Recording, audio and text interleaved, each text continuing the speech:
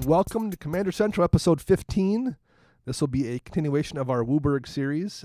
This time we are going to go black as midnight, black as pitch, blacker than the foulest witch. That is a quote from one of the Fast and Furious movies, I think. I'm not positive, but I'm pretty sure that's where it's from. So we'll be discussing the color black. This is Commander Central, and I am Dana. I'm Max. How is everyone doing this fine Thanksgiving weekend? Or at least it'll be Thanksgiving when this airs, so close enough. Yeah, you kind of threw me for a loop there. I'm like, wait, did I miss Thanksgiving? Oh my God. My assignment for Thanksgiving is I have to bring mashed potatoes to my family's Thanksgiving on Thursday, and then I was assigned the same thing just because for my wife's family on Friday. So I need to buy like 30 pounds of potatoes to then peel and mash up for this. If you need help, my roommate Tim did 15 last weekend. Oh, I'm sure he doesn't want to do it anymore. Oh, he peeled and cut them in probably an hour and a half. He just sat down in the living room and just went to town. Last year I had to do it for one family and it took me long enough. And I'll just do the same thing. I'll like bring them downstairs and peel them while I'm watching TV. I'm not going to try to stand in front of the sink. Now, have you mastered the old school art like our grandmas have, where you start at a corner with like a paring knife and just go around in a circle? I can't do it like that, no. I'm pretty quick with it, but I'm not like that. I prefer using a paring knife over a peeler, but I'm not that good yet. Yeah. I use a peeler, and every time I do it, I'll like peel through and I'll end up catching my thumb and like yank the skin off the top of my thumb. Then I have bloody potatoes, and it's all good. Pink potatoes are fine. But I have got my secret, because I changed up a little bit every year, and a couple of years ago I use a little bit of chicken broth, but I've started using cream cheese in the mashed potatoes. Yum. Get a really good creamy mashed potato. Now, do you pre-make your potatoes before you go over there? I do. So I'll make it, but I'll do them like for the Thursday one. I'll peel them all probably Wednesday night, and then I'll get up in the morning and I'll boil them, and then I'll just throw them into like a crock pot.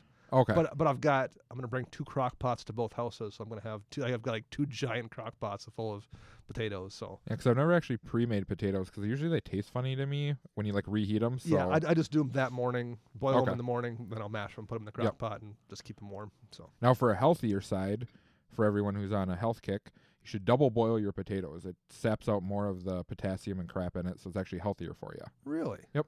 All right.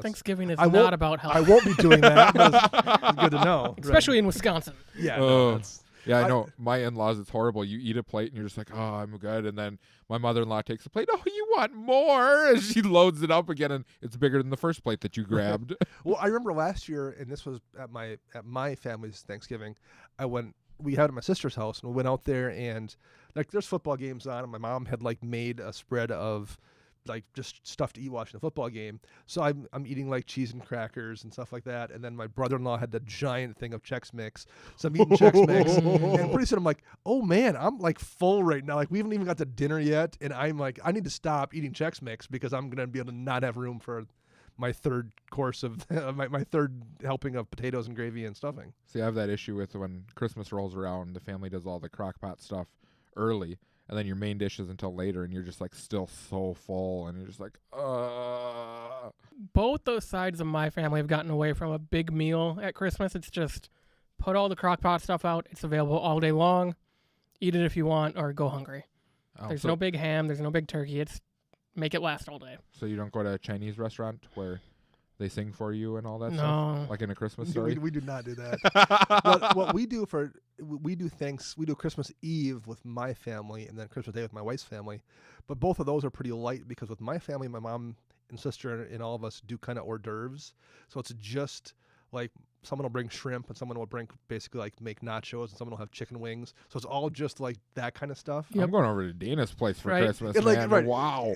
It's really, really good. And then you just have that while you're opening presents and then go back and get your thirds of chicken wings and go back and get more little smokies. And that's what my dad's side used to do. Christmas Eve night, we'd always get together for hors d'oeuvres. And when we were kids, then Christmas morning would be the big meal. Okay. Yep. And now since all the grandkids are of drinking age, it's now just become drink Christmas Eve, drink Christmas morning, and eat their hors d'oeuvres on Christmas Day. Why worry about turning the oven on and making a big meal?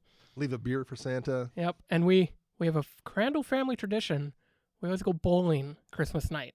Nice. That's awesome. So we all drive over to Wagner's, the local bowling alley, bowl 2 or 3 games, eat food, drink more beer, and bloodies, and then that's our Christmas tradition. Very nice. We go see a movie, not every Christmas, but like a lot of times Christmas night we'll go see a movie. For some reason, we've caught like the last 3 or 4 James Bond movies when they've come out on Christmas. We've gone on Nice. Christmas night to see like a James Bond movie. So I kind of like that I tradition. don't even as know well. what's coming out for Christmas this year aside from Star Wars. Star Wars comes out And Star Wars as well is a couple weeks a before. week and a half beforehand. Yep. But that's like the only thing I think of that's coming out in December. Did you see Thor 3 yet? Not Ragnarok yet? I actually saw it a second time. I've seen it twice. I think I'm already. going next week. Well worth it. It was really, really I good. still have to see it as well. And I heard the Justice League reviews, and I'm very sad. The characters are great. The movie overall is not. Kind of what We I've warned heard you as well. last I'm week. still going to go see it and just I'm sure I will wallow in my eventually see it. misery. Yeah, I'm sure I'll see it eventually. But I'll wait till it's at the budget theater. so this has been Thanksgiving review and movie tradition review as well with Commander Central. We'll be See back you- next week Yep. discussing actual Commander. So any games we played this week from anybody? I ended up playing. We got a. What is it? It's a 2-headed giant 1v1 commander Banlist tournament coming up that I'm joining in. So are you using like the is it the online ban list? Yep, the Okay. MTGO ban list. It's singleton between 200 cards, so you can't have multiples of like your mana rocks or Also, it's like legitimate, like one card between the entire yep, team. between Okay. the entire team. Oh, I like that. Except That's for cool. basics. Yep, aside from basics. So I'm running Rakdos, Olivia Mobilize for War. She's a 3-drop, 3/3 that has flying. And whenever another creature comes into play, you may discard a card. If you do, put a +1/+1 counter on that creature, and it gains haste until end of turn. That seems good. And the guy who I'm partnered up with is running Venser, who's a 4-drop 2/2, and it bounces a permanent or a Yep. spell back to their hand or And he whatever. has flash. And he has flash.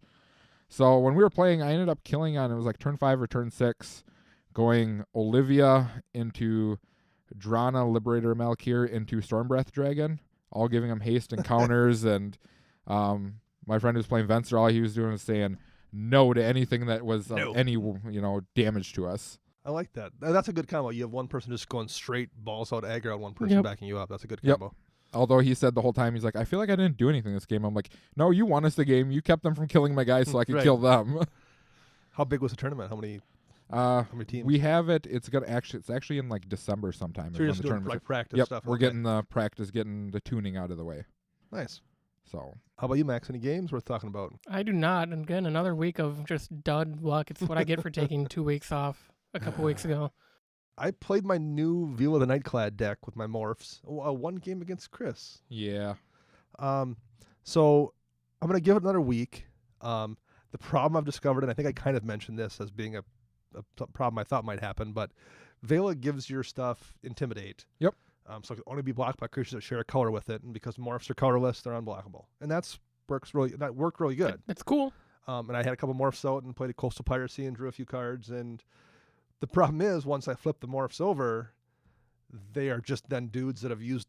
Usually it does something when they flip, and so I'll counter a spell or something. But now it's a 1/2 or 3/1 or whatever they wind up being that no longer is unblockable or nearly unblockable. true. So I don't know how I'm going to win a game. Like the problem I had was I don't know what I'm going to do to maybe a pickles lock, but like I don't want that to be my only win condition because I do have that in there unintentionally just because it has morphs. Yep. So I don't know if there's a way the deck can actually do anything aside from just playing morphs and flip a few of them and then maybe flip them back over and flip them again. I just don't know if that is going to win a game ever. I mean, you could always go equipment in there to try and buff your guys. And I do have that Quietus spike because stuff gets through and it Yep. deals half their life total. I'll try it. I might do that. Throw a few things. Because I do like the idea of the deck. I really do. The other thing I would do, and if I give up and it doesn't work, I might try to do it with artifact creatures. That would probably be a better bet. To So be then, honest like with hey, Wormcoil Engine is unblockable, and Scuttling Doom Engine is unblockable, and Phyrexian Negator is just does. I mean, there's enough good artifact creatures. Yep. That also that are just going to be good. Like they're going to swing for enough damage. So if beats are the way I'm going to win, I can win with those creatures versus 2/2 morphs. Yeah. So I may try that as well if the morph thing doesn't work out. But that was Okay. the problem I found was I think it's a cool concept, but I don't know how it's going to get me there. That's really the only games I had worth talking about. So it was a relatively quiet week. Yeah. So let's just jump into the show here. We are on our WUBRG series where we've been talking about the strengths and weaknesses of certain colors in EDH. And Max is going to sing the AC/DC song for us. Back in Black. That was a song from the Fast and Furious, I think, is where that came from. Is that the theme of the song? I'm pretty sure. That's where everything's from. Because we did white in episode 4 and we did blue in episode 11. So it is time for black. Because once you go black, you never go back. That is also from the Fast and Furious movies, I believe. I'm going to have to rewatch these movies and see if they are. So many good quotes. So question number 1, what is the number 1 positive thing you think black brings to the table when you see the color in a commander in the game you're playing? Like, what's the number 1 thing black adds? Kill spells. I was going to say death. I think that's I actually jumped a little bit higher up and just said resource advantage, but that's part of it. Like, black gets you ahead of other people, usually via removing their stuff. Yep. Whether it's killing their creatures or killing their hand or killing their graveyard or killing their library, black gets you ahead via removing their things faster than they can remove your things. Yep, and I wish I would have looked this up to see exactly what the percentage is, whether black or white has the most targeted removal or the most wraths, because I would be really interested to see. I didn't even think to look that up. I'm just guesstimating here. White's going to have more wrath. Black's going to have more targeted removal. Okay. I think white, you also get not distracted, but like Path to Exile and Swords of Plowshares are so amazing. Yep. But after that, there's not much targeted removal in white. That's Condemn, Oblation. But you're forgetting about your Banishing Light, your O-Ring, your Gideon's Intervention. Yeah, but those are a little bit slower versus, they're usually sorcery speed. Right. Versus Gopher's Throat. Or Hero's Downfall, or Vraska's Contempt. Doomblade. Or Doomblade, right, even Doomblade. Murder. Or I've seen Ashes to Ashes get played quite a bit. They exiles 2 creatures. So black just has, or all the edicts, whether it's Diabolic Edict or... edicts are so much fun. They don't quite work in multiplayer Commander, but in 1v1 they work phenomenal. So yeah, I think black probably has more depth in terms of targeted removal, particularly creatures, definitely. Fatal Push. Whereas white has those 2 that are just so great that you kind of forget that after that it's pretty thin. Changeling Hero for white. Or excuse me, not Changeling Hero, Crib Swap. Yep. Oblation. Yeah, yep. Oblation really got hit by the Tuck rule. Yes, it did. Because it was fantastic. It was absolutely worth giving up 2 cards if you were tucking their general. If there's just going to the command zone, that's a trade-off isn't so great then. I gotta say, the Tuck rule is the greatest thing that ever happened in the game of Magic to get rid of it, because playing Mogus into a deglamour every time I ever played it just drove me up a wall. Yeah, it's... I get the arguments where people don't like it, but it sucks seeing someone lose their commander for the game. That's no fun. That goes back to Chris's point that he's talked about multiple times on the show. Don't build solely around your commander. That can't be your only way you can win the game. Right. Yep. Well, I would have mentioned this. This is kind of, not that we were already off the topic, but the last game I played against your Ural deck, you didn't cast Ural until like turn 8 or 10. You suited up SRAM. Was that you trying to like work on not having to use Ural for everything? To a point, I just pretty much needed the cards. Like, my hand was junk. So you just wanted to get I was slapping whatever I could. Okay. Yep, just to start drawing cards so I could find something. Okay. I mean, he was playing against his nemesis, so I'm surprised Ural sat for so long. And then you delayed him. I did. I delayed Ural. That's right. He delayed Ural with that whatever reanimate spell that Frank casted. Dana's like, oh yeah, I was going to delay Ural. I'm like, wait, don't do that. You want to hit that other spell. Forget that you forgot. Grave Betrayal or something like that. Yeah, it wasn't Grave Betrayal, but yes, it was a Dread Return. He was returning his Ur-Dragon. You're very honorable in that, saying, yeah, no, I was going to delay Ural. I just wasn't paying attention. Yeah. But yes, I dedefinitely would have, with Dread Return, man, that would have been a much better target. I think that cost us the game, too, when he did that. It did, for sure. How about other advantages you think black brings to the table? Like, so those are the big ones, but black does a lot of really good stuff. I'm going to go with big beaters with some sort of evasion. Yeah? Such as your demons and stuff like that. You got your flying, death touch, swamp walk, fear, etc. Yep. I was going to say good tribes. I mean, you have demons, vampires, Okay, maybe that's all I got for Well, tribes, but Zombies. Zombies, yep. might be the. I was gonna say you're missing one there. I would say zombies could be the best tribe in Magic. fairies. There's some black I would fairies. argue that with slivers all day long. I guess maybe I don't know. Slivers No. are unique. I'm a huge sliver no, player. slivers so- are kind of a unique because of their ability, the way their ability works. Nothing else works like them. And I suppose we Old could go, school slivers, yeah, I'll take Yeah. that match any day. But you throw in the new slivers that suck. No, I don't I think mean, they if we beat were zombies. going straight up color tribes, then you would have to say zombies would be probably the best because slivers are a 5-color tribe. Right. They're not just delegated to one color. There's not enough of them. There's just so many like really useful good zombies that do things. If you build a zombie tribal deck, it might look totally different than somebody else's zombie tribal deck, whereas that's not true for most tribes. There's a clear good like top 20. There's a lot of good zombies. And then the support cards, whether it's something like Army of the Damned or Liliana's Mastery. yeah, or Rooftop Storm is disgusting. Ugh. I mean, there's so much good I forgot about support that card. for I haven't zombies. seen it in forever. Played, so I Yeah. forgot it existed. Yeah. Oh, and they synergize well too. Like this zombie wants to sacrifice, and this zombie comes back when he sacrifices. Grave Crawler. I mean, like there's so much zombie synergy as well. Yep. And So that's why I play Zombicide and kill them all. yeah. Or Angel of the Dire Hour said no one ever. Although that did see a little bit of standard play, I think, at the time. Angel of the Dire Hour. Is that Is no, that- sorry, that's I'm sorry. the Exile one. That's the Exile one. I'm thinking of Glory's Rise. Angel of Glory's Rise that Yes. destroys all zombies and brings all humans back. That's right. There was a promo for if you bought 3 packs from Walmart, you got the, Yep, the foil. hull. Yep, that's right. Angel of Glory's Interesting. Rise. I have like 1,000 of them if you need one. I do as No. well, and no, I don't. Thank you. So I would say also in terms of like resource accumulation, there's a lot of good mana doublers in black too. Max the Yes. Coffers or Nirkana Revenant or Cryptghast, or even stuff like Dark Ritual or Bubbling Muck. Like it doesn't have land ramp, but black absolutely can ramp and get ahead of somebody. Yep.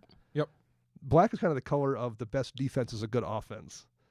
Oh, I can get behind that. Like it's just going to go harder and faster than anybody else. Yep. I think the graveyard recursion in black is also an example of resource accumulation. I think it's the only one that really has good targeted removal to the battlefield.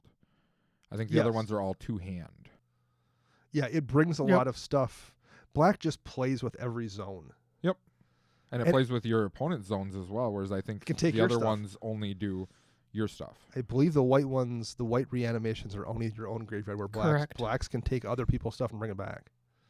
And you don't see it as much and I mentioned it before, we don't see as much in EDH, but like library hate and hand hate is a huge chunk of black's color pie. There's a reason Thoughtseize is always a $10 to $20 card, and Inquisition of Kozilek, and like it's not as good in Commander because it's multiple players, but destroying someone's hand is a legitimately effective part of There is what black that does. one, I can't think of it, Praetor's Grasp, I think it is, that you can kick to hit 15 Fif- cards. out of their library. I really want to do that to somebody and take all their lands. Or even like if it's any kind of a specific, not even necessarily combo deck, but like it's a token making deck or something. Like, well, our friend Frank's token deck. Like if you hit that for 15 cards and grabbed Peril Lives and Procession and Doubling Season and a bunch of token generators and stuff, he's stuck with Gave and lands and removal spells. Yep. But you'll never win at that point. Yeah. So yeah, you can absolutely target decks like that and just wreck them. See, that's a card that you ask your opponents, what do I go for, just to speed up the game. It's Right. like, Yep. do you Don't make guys me know what I search- should go for in Don't here? make me search your entire deck for something useful. I think we talked about this on the blue episode, but black has really good card draw. Yes. It comes at a price, usually at the cost of your life, but Yep, I would rank it number 2 in the card draw colors. oh, for sure. But the life loss is also much less in Commander than it is in other formats Yep. because you start at 40. 2 And- life isn't going to hurt you. And people tend to run, there's enough incidental life gain in black too. How many times have you seen somebody just like drop a Whip of Erebos and hit somebody and all of a sudden they've gained 36 life or something? Vampire Nighthawk, anything Yeah. like that. Yeah, I Mhm. mean, just accidentally people tend to oftentimes gain life in Commander that offsets that draw. Sanguinate, Exquisite Blood, and the other combo card. and- Sanguine Bond, Yep. for sure. Black also can deal with indestructible stuff, whether it's an edict like sacrifice your creature or -1 counters is definitely part of black's thing, or just giving it Yes. -1/-1 to end a turn. Yep. Um, Along with you have your sever the bloodline and stuff like that as well. Mhm. Guild. A lot of exile in black. And also it can clean cards out of graveyards with exile. Like your graveyard's like Light in the Void. Bajukabog. Bajukabog Void itself. That's a 1-drop, I think, that hits all graveyards. But And I think Void doesn't exile. It's not a resting piece. I think it is literally like a Leyline of the Void, but only for creatures. Yeah. I think. I haven't seen it in so long. I know Kalidas. Kalidas is only Trader of Get, creatures. I think it is creatures that your opponents control. Yep.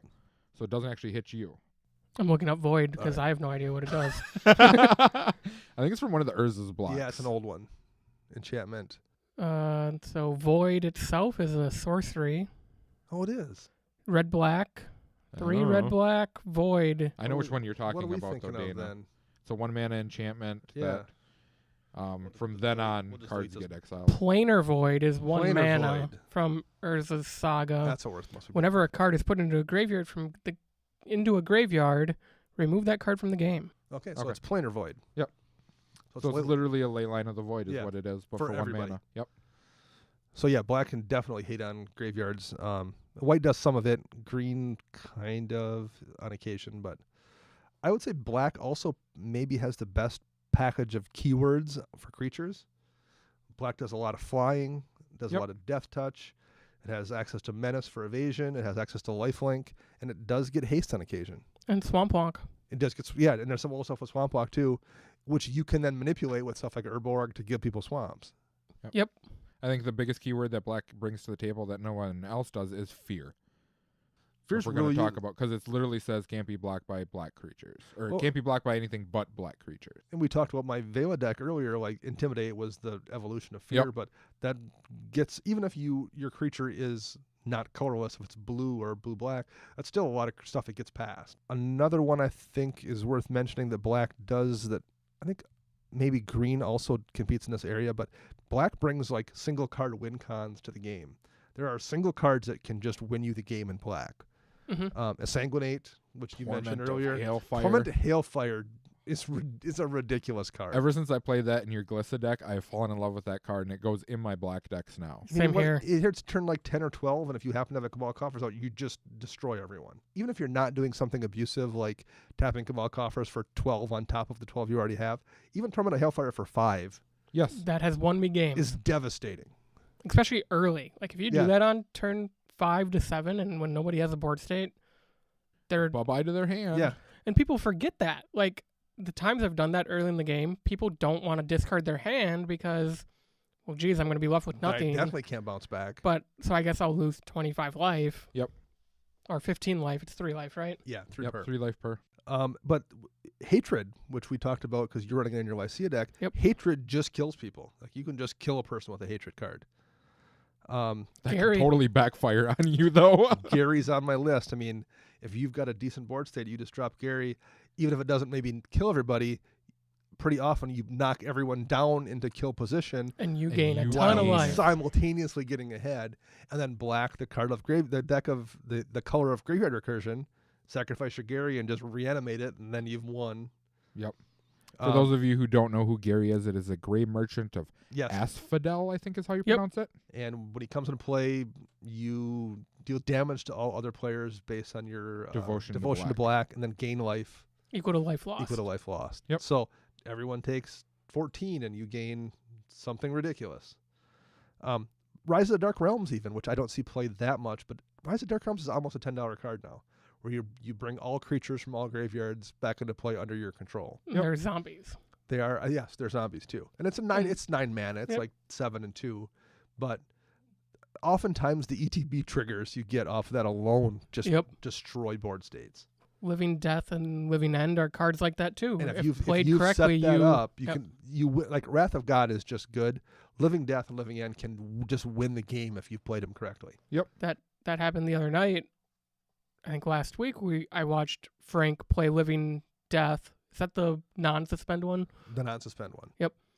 In his Ur-Dragon deck, and he brought everything back, and he had Dragon Tempest, or the one where when a dragon enters the battlefield, it deals damage to yeah. equal the number of dragons. Well, he brought 14 dragons back. They all Just- saw each other, so Yeah, game. that was just there's I don't just need to nothing you swing. can do. Soren Markov or Repay in Kind, where you just take someone's life total 210.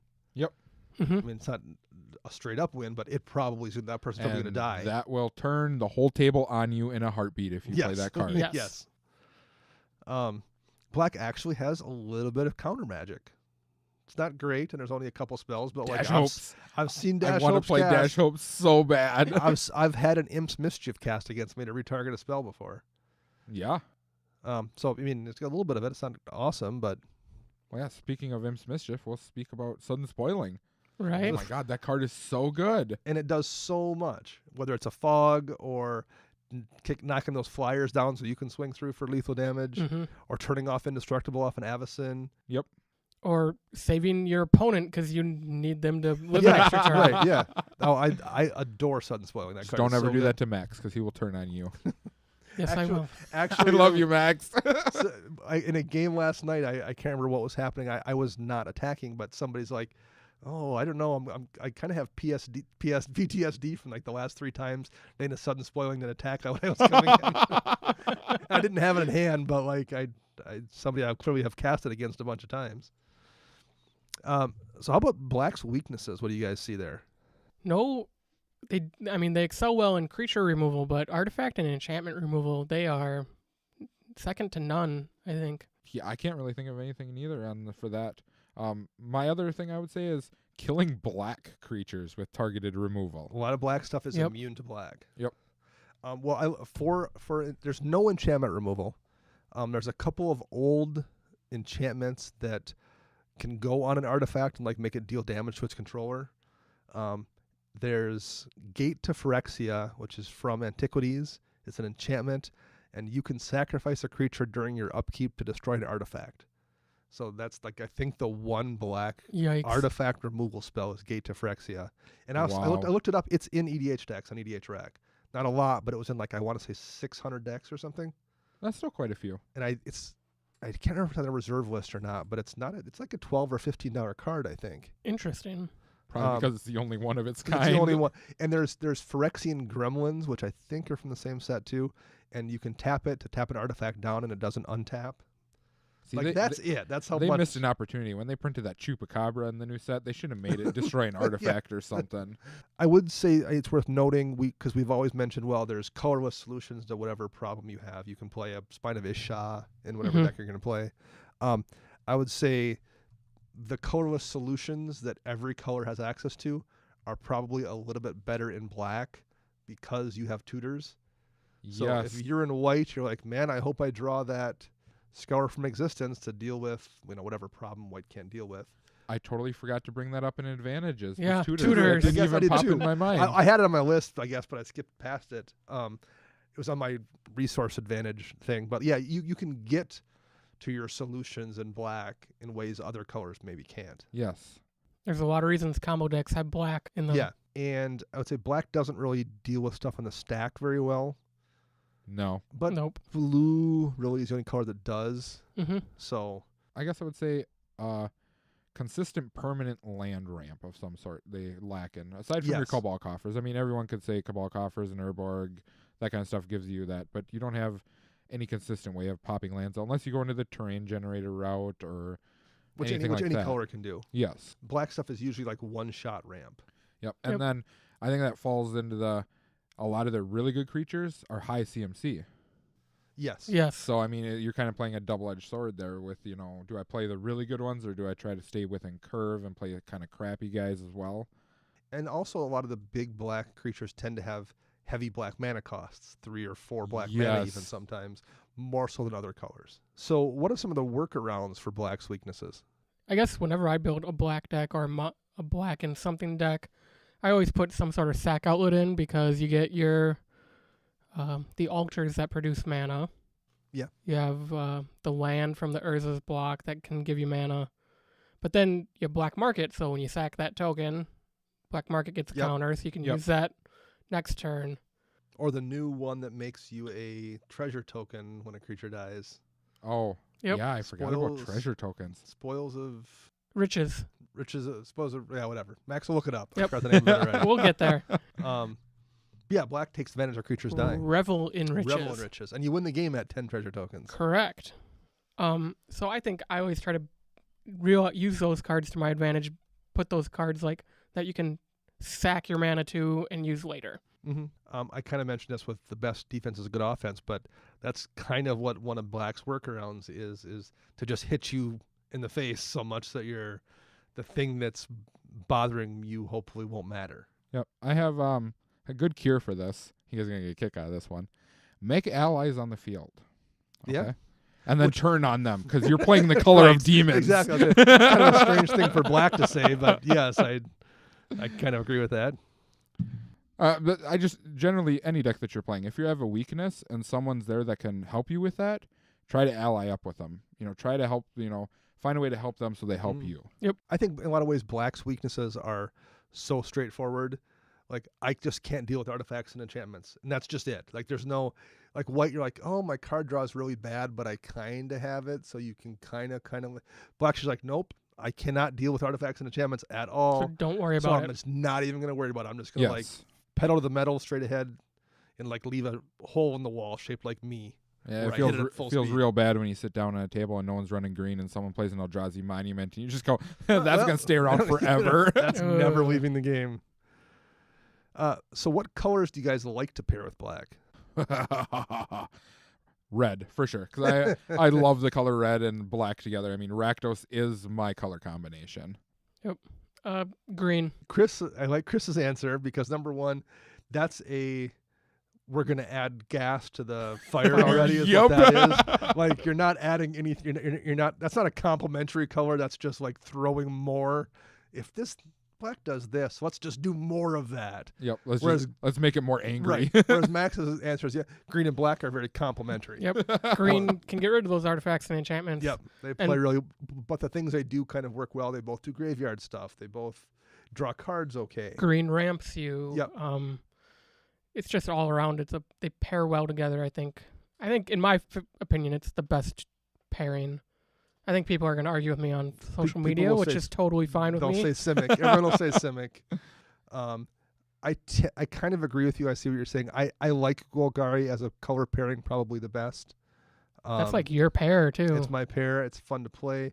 Part of the reason is I think green-black has an identity, and Golgari has an identity, too. It's very like graveyard, reusing things kind of feeling, whereas Simic... outside of Ravnica, Simic and Ravnica has a good feeling, has a specific feeling, but like green blue in general tends to just feel good stuff. Like there's no particular play style to it other than just good cards. Totally agree. I with like that. something specific. I just like to nuke the table repeatedly. The other one I will say as a compliment to Black that's worth mentioning, White has gotten much better as a pair 100 for Black. times better. I mean, just Anguish Unmaking and Utter End in the last few years alone have really added a lot. Merciless Eviction. Yeah. All that type of stuff. And they've added a lot of white-black commanders. I mentioned, I think, in our show about for new players, that a lot of them are kind of like Karlov, but there's a lot of them. There's a lot of they're all playable. Every one of those black-white commanders, whether it's Vona or Karlov or Ayali, or there's a couple more I know I'm missing in there. You can skip Kamal. But even Kamal's Kamal's playable. Right. Like they kind of do the same thing, but you'd probably put them all in the same deck. They're all going to be together in a deck probably. Taste is very good. Yes, she is. So there's a lot of... Both of them. Yeah, the other one's, I think, 16 mana. Something like that. Well, she got to pay for that throne. 7, but I think she is 7. But it's that giant chair she's sitting on. Right, yeah, exactly. So I think Black-White have really, and they also complement one another very well. Black takes care of the draw that White lacks. White deals with enchantments. It's similar to Green and Black. You also get Extort. I mean, granted, you don't need to be playing Black-White to use Extort, but that's where it lives. Yeah, all the Extort. Extort is a much better mechanic in Commander than it ever was in Standard. Right. Yeah, because you hit 3 people or more, and you gain that life. So. Yeah. Yep. Generally speaking, do you like Black as a color? Is it? Where does it stand on? Where does it rank for you as a color you like to play? Oh, a color I like to play. Yeah. Okay, I love playing Black. I don't know. If you look at my decks, majority of them have Black. I have one that doesn't. All the other ones do. So it appeals to you. Yes. Established. It's growing on me. I mean, I used to never play it, and now I have Lycia, and I'm... Come to the dark side. I'm building Crash. At one point, I toyed around with a Razaketh deck and just gave up on it. I didn't want to put the time into it, but it is definitely growing on me. I'd rather play black than red. I'll tell you that much. I would definitely agree with that. You guys are hurting my feelings. I love Well, red. You've been beating up on me for 2 straight weeks here on the show, so it's about time. When I first started playing Magic way back in the day, black was my favorite color. It isn't anymore, I don't think. Part of the reason it was my favorite color is one of the first cards I ever opened in a pack was a Singer Vampire. Oh, and it I was love Singer Vampire. And it was that original artwork with like the bald vampire with like the blood veins inside of his head, which remains one of my favorite pieces of Magic artwork. Yes, and Nice. it's such a great piece of art. So that being one of my first cards, I'm like, well, I got to build a black deck, and then I opened a Nightmare pretty quickly too. So I had a Nightmare and a Singer Vampire, and which were at the time fantastic creatures. Not so much anymore. Not so much anymore. Nowadays, it's not my favorite color, but I still like playing black. I think it's requires a lot of thinking. It's a very skill-intensive color. It has really great flavor. The art always looks good. I am probably a little more of a green player, but green black is my favorite color combination of Magic. So what are your favorite cards in black? Oh, there's so many of them. Well, we've mentioned 2 of mine, but we've already mentioned them, but I'll reiterate. Sudden Spoiling is one of them. Yep. Because it just does so much. It's not a modular card, but it is. It does 15 different things. And Phyrexian Arena is, if you see me cast a turn 1 Vamp Tutor or a turn 2 Demonic Tutor, it's because I'm going for Phyrexian Arena. And I have learned that from you, and I do that now too. Me too. Now there are some like metas where I've seen people talk about it and like, no, just it's got to stick out for X amount of turns before it draws you enough cards, and that's true. It just has to stick out for 1, in my opinion. If it sticks out for 1 turn, I get an extra card out of it while playing black. It's worth it, in my opinion. I mean, I understand that logic too, but I think that's people they're talking about. Like, my game ends on turn 6 because Animar combos out. Yep. And our games go double digits. I mean, occasionally something screwy will happen, like that Sigarda picture I posted, or I've had your Ural deck kill me. Yep. On turn 5 sometimes or 6 the deck before. just goes off. Yeah, that happens. But for the most part, I would bet our average game goes 12 to 15, if not more than that. I would agree with that. I can't, very infrequently do they end before 12. And so at that point, Phyrexian Arena always does work. And for some reason, everyone knows they should remove it. But there's almost always going to be like, when I see someone play Phyrexian Arena, I'm like, oh, God, I want to remove that, but I have 1 removal spell in my hand, and something much, much worse is going to come out in the next turn or so. If I had to choose between getting rid of Phyrexian Arena or Rhystic Study, I get rid of Rhystic Study in a heartbeat. Phyrexian Arena is going to draw you 1 card. Rhystic Study could easily draw you 3 or 4. And Rhystic Study's annoying. And it's annoying, right. What about you, Chris? I have so many of them. Now, are we talking commander cards, EDH cards, or Whatever. just in Whatever. general? In black in general, we can swing it anywhere. We're just going to go with the Torment of Hailfire for sure. Nice. That's it. We're going to do a show or 2 here at the end of the year talking about the best cards of the year for Commander, and Torment of Hailfire. It's going to make the list. Better be on a bunch of people's lists because that card is fantastic in Commander. Mm-hmm. Another black card that I really enjoy playing, especially in EDH, is Sidisi Undead Vizier. Yeah, you took mine. Oh, no, I'm sorry. No, you're not. I am. You hurt my feelings earlier because you said I was picking on you, so I am terribly sorry. Mm-hmm. I mean, the worst case for Sidisi is she's Diabolic Tutor for 1 more mana. If you have to sacrifice her to herself, she's a 1 more mana Diabolic Tutor that may trigger Grave Pact. Yep. And then put her on a it's Mimic much Bat easier or to something? recur. Ooh. Yeah. It's so easy to abuse Sidisi. Okay. Good thing I had backups. Okay. What do you I have one more too. Go ahead. Whoa, wait. It's just gonna say all of it because I love black, so I like all the cards.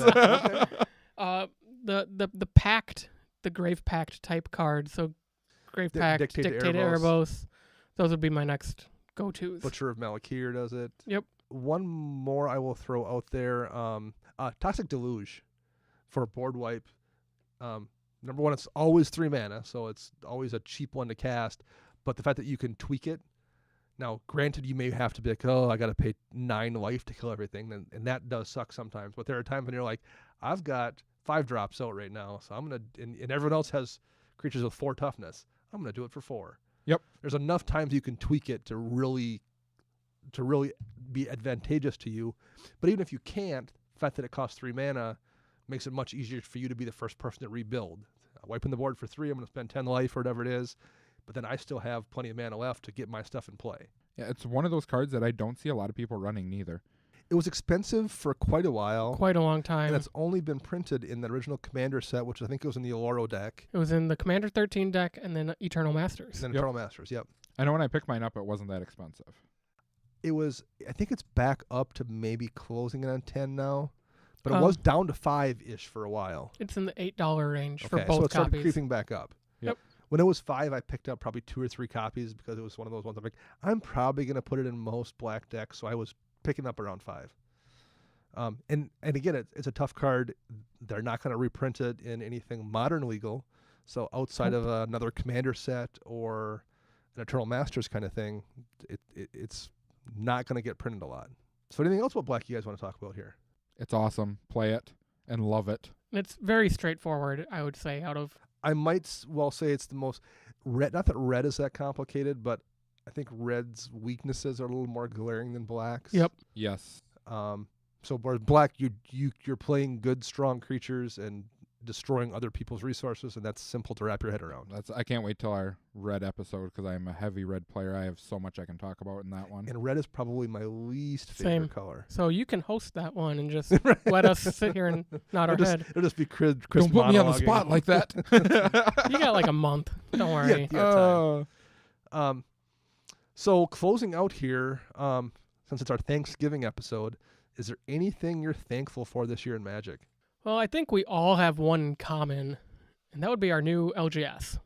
Yes, that's a good one. D20 Legendary Tabletop Gaming. Yep. Here in Eau Claire. Phil and Savannah are the owners, and everything that they've done for the players of our community has been phenomenal this year. Like, they have gone over and beyond to the point where I was told that as long as they can keep the shop open and they're not making money and everyone's happy, they are fine. There was a situation, this was a couple months back, where there was a guy I was playing with late at night. I don't even remember his name. He was younger, and there was another person watching the game, and the guy made a comment to him that I couldn't tell if they were friends or not, or if he was like being a jerk. And I'm not going to go into the specifics about it, but afterwards I'm like, man, I probably should make sure that wasn't something like him harassing him. So I went and contacted Phil about it, and he's like, we'll figure it out. And he went and talked to the guy, and like, no, it's fine, we're friends. But like, he took care of it. Like, I was genuine. I'm like, yeah. I want to make sure this isn't something crappy that's happening here. And his first response was, I'll make sure it's not. Yep. And he dealt with it. Like, that's awesome. Yeah, I absolutely love our new LGS. So if anyone's ever in the Eau Claire area of Wisconsin, hit us up and come play with us. Yeah. And you've heard us say on here, we're not joking when they say we'll stay open as late as you want. Right, you've been there playing till like 4 a.m., literally. Oh, I got in so much trouble with my wife that night. You do that like 3 times a week, though. Oh, and now we're okay. As long as I text her at like 2 o'clock in the morning, tell her I won't be home until late, she's okay with it. Okay. I feel like as if that probably wouldn't fly at my house. The 4 a.m. stuff quite as frequently. Also wouldn't fly at work the next day. I can't handle that. I just go to work then. When just winter, crash at my desk. Yeah, when winter comes, my wife gets very annoyed with me if I stay home because there's nothing else to do. So I kind of annoy her, and she's just like, "No, leave, go away." You need to go somewhere else for a while. I guess other things I'm thankful for in Magic are reprints of enemy fetches. Oh, that was so nice. happy. Yes, that was great. Yeah, they were getting out of control. Although they could use one more. I wish they'd put They're starting to get out of control again. I know. Put them in standard, please. Although it makes for not a great standard because the fixing is so perfect. Mm-hmm. You're back to 4-color. Yeah. Siege Rhino decks. Well, unless they made sure to just don't print them when you have fetchable duels. Or do it 2 in this set. Wait until the next block. 2 more in this set. Yeah, maybe. 2 and 3 or 3 and 2. Split them out. Because the last time you could grab, was it the Battle for Zendikar lands? Mm-hmm. On both sides, you had was it legal with the? No, it was not legal with Ravnica ever. No. But you had Thank God. the battle lands you could Yes. get. Yes. So you had really good fixing. But I would love to see them in standard just to get them back down in that $12-ish range. Like you've got the cons fetches. The nice. cons fetches are starting to creep up in price too. I think Delta's closing in on 20 again. Yep. Yeah, Delta and Bloodstainmire are both closing on 20. I'm thankful for product. And that's just product in general. This has been the year of a lot of Magic product, whether it's supplemental sets, the standard rotation changing a few times, We've just been getting a lot of product thrown our way. Oh, and they're bringing back core sets. I'm so excited. Yeah, that's Yep. a great, and it's a good chance to reprint stuff that maybe we've been missing out on the last couple of years. Chalice of the Void. If Wizards is listening, Chalice of the Oh Void. man, Lords. Trying to mount. Yeah, well, that's a good one because there's a lot of EDH stuff that would be useful. But would they put Chalice in a core set? No. I Please wouldn't think do. So. I would love it. I will buy it. I will buy lots of it. Yeah, people have complained. I've seen about the amount of product that's out there, but you don't have to buy it. Right. Don't buy packs. We discussed that last week on last week's show. No, I think they're pushing so much product because it reaches out to different groups of players. Yeah. Like the unset is for your cube and casual players. Iconics for your more competitive players who want the reprints. Not your arsenals, but your anthology sets are for just the casual player. The collectors. Yep. Now, I would not mind to see them adding Commander twice a year. That would be nice. Do like Especially if they're going to do it in the 4 If block. they're going to do 4 blocks Yeah. instead of 5, I would love to see them do Commander twice a year. or do like the decks in the fall and do like an arsenal type product in Or the spring. like a from the vault, a Commander kind of from the vault that was easier to get, which is just what an arsenal would be, I guess. Right. But I'd like to see them do that maybe a little bit more. I do also want to say that I'm thankful for Wizards actually recognizing EDH as a format now with their MTGO ban list for 1v1 Yep. and stuff like that. Yep. I'm very thankful that they finally recognize it now. Yeah, and 1v1 has got its, particularly the online format, but that's kind of taken over the paper version too. Like most Yep. of the paper stuff uses that 1v1. So French, I think, has kind of gotten hit by it, but that doesn't affect anybody that I know. So that's kind of become the default 1v1 in paper too, is the online list. Yes.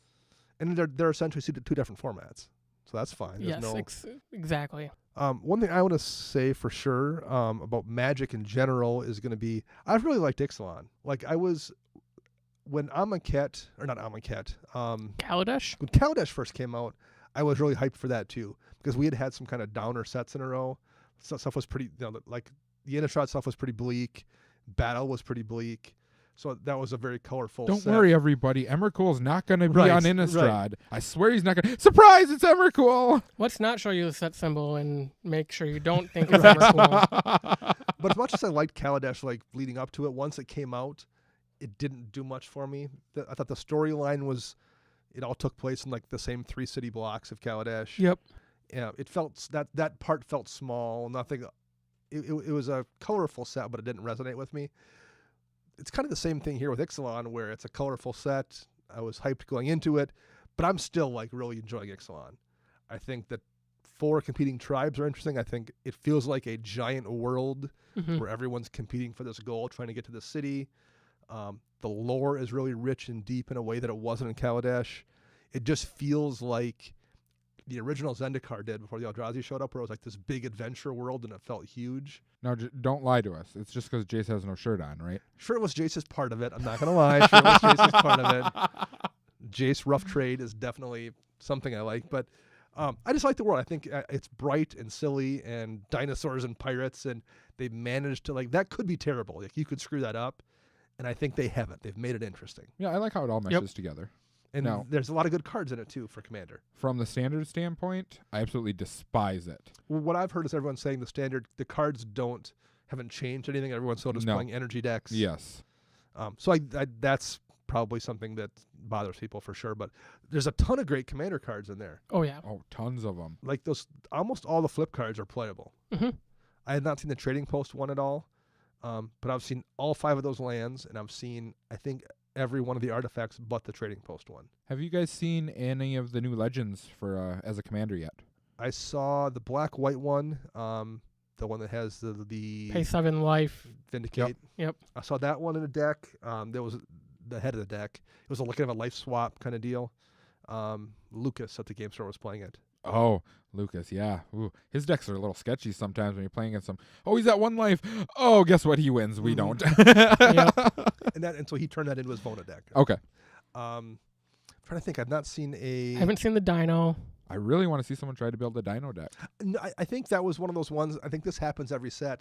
There's one really popular or really cool commander, and everyone's like, oh, everyone else is going to build it. So nobody does. Like Dipala. Dipala was one. Everyone was going to build Dipala, and then no one did. I haven't seen Captain Beckett Brass or whatever yet, neither. I haven't seen Pirates yet. I don't know if I have either. I tried to do Lanray Storm, but Mono red pirates. Yeah, it doesn't quite work. There, you should build your Grixis pirates. You don't have a Grixis deck. You like 3 colors. Yeah, I should build Grixis Pirates. See There if you it go. works. I'm going to have to sketch up a list on this. All right, there On we to go. Tapped Out I go. So I've really been very happy with that. And, this podcast has been a lot of fun, and it's really turned out well. Yeah. We stopped doing the previous show in June. Yeah. May? End of May. And so Max and I got together afterwards, and we knew we wanted to do it with Chris. We talked about it, and like, okay, well, so we set a date. We're going to come back in August 14th or whatever day it was and record. And then as we're kind of building up to it and getting ready to do it, and we did a few test episodes and stuff. I was like, man, I hope this works, because it's like it was a lot of work. It's a lot of work doing one of these shows. A lot of work, yeah. Getting things set up. And Max had to learn how to edit. Like, you didn't know how to do any of the editing, so you had to figure that all out on the way. And it's really fun. Like, I'm glad we got it working, because it's been I am very glad. My wife picks on me, though. She's like, oh, so you're going to be one of these new popular internet sensations. I'm like, I hope so. my coworkers make fun of me because they think when I'm listening to my music or another podcast at work, they think I'm listening to myself. I'm like, no. I listen to our podcast at least 2 to 3 times when you edit it. Right? I don't need to listen to it again. You just listen all day long, every day, just like, I love the sound of my own voice. Yeah, no, not me. I do not like the sound of my voice at all, actually. There's actually a technical reason why people everyone hates their own voice. There's some reason for that. You can look it up online why people hate their own voice. There's a scientific explanation for it. Maybe because I know I've listened to my voice on like the podcast, and it sounds different when you're that's listening to it compared to when you're actually talking and you hear yourself. So it doesn't sound like you, and that creates some kind of a friction in your brain where like, that's not me, but that's but it's clearly me. it is. Right. And like Dana said, like this podcast has allowed me to at least reach out and make networking with other Magic content creators. I mean, we're friends with a couple of the people from Commander Time. Social media, we're starting to interact with the guys from Commander Cookout. And, that wasn't happening a year ago. It wasn't happening 2 years ago. Well, and that's kind of the stuff that from the outside looking in, you're like, well, that's work. You have to like work at networking, but it isn't. Like, once it's fun. Like, this has been a fun community to interact with and do things with. Yeah, so I'm thankful for all the people who hit us up on Twitter, Facebook, all that. Yeah. I love hearing everyone else's ideas on stuff. Yes, and everyone's super polite and like has good things to say. The feedback's all been great. Yep. It's just, this has been like super fun thing to do, and I'm glad that we stuck it, that we did it. Like, because it would have been easy to be like, okay, well, we're not going to keep doing the show because Luke's moving and whatever. It would have been easy to like fold up at that point in time. Like, it's just too much work. Cool. We get another night back. Yeah. But I'm super glad that we stuck it out and made it work, and it's been just so much fun. So thank you both for that. And now we're coming to you live from the Dungeon of Doom. Right, Yep. Exactly. And I think we're going to maybe start doing some new stuff. We talked about maybe a little bit of video content in the new year. We'll see what we're going to do there, but we're going to keep expanding and keep working at it. Yep. And along that, we've also talked about some Patreon-only content, too. That'll be the nudes. Nudes that for $20 you can stop. Stop sending them out, right. Oh, no. And we're going to be at GP Vegas. I want to meet some people at GP Vegas. That'll be super fun. Have fun, guys. 2/3 of us will be. All right. Well, I think that is it for WUBRG Black. Enjoy your Thanksgiving, and thank you very much for listening. I'm Dana. I'm Max. And I'm Chris.